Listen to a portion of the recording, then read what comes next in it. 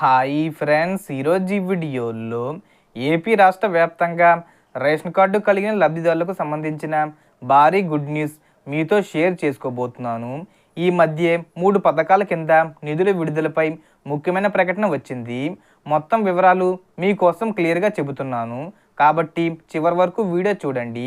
Video నచ్చితే like చేయండి, share చేయండి. ఇంకా ఇలాంటి అప్డేట్స్ కోసం మన ఛానల్ను సబ్స్క్రైబ్ చేసుకోండి.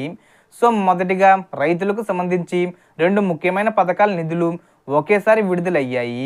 పీఎం కిసాన్ పథకం కింద సంవత్సరానికి 6,000 రూపాయలు 3 విడతల్లో వస్తాయి. ఇప్పుడు రైతులకు 2,000 రూపాయలు జమ అయ్యాయి. అదే రోజున అన్నదాత సుఖీభవ పథకం కింద మొదటి విడత 5,000 రూపాయలు విడుదలయ్యాయి.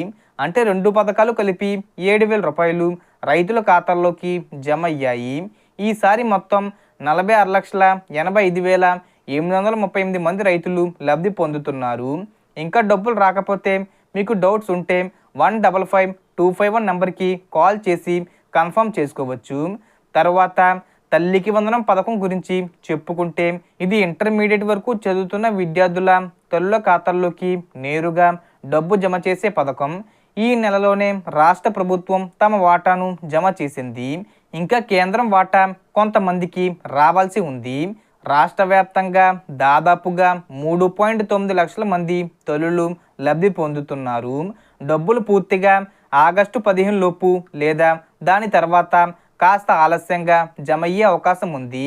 మరొక ముఖ్యమైన అప్డేటు చూసుకుంటే ఏపీలో కొత్త రేషన్ కార్డులు పంపిణీ చేయబోతున్నారు.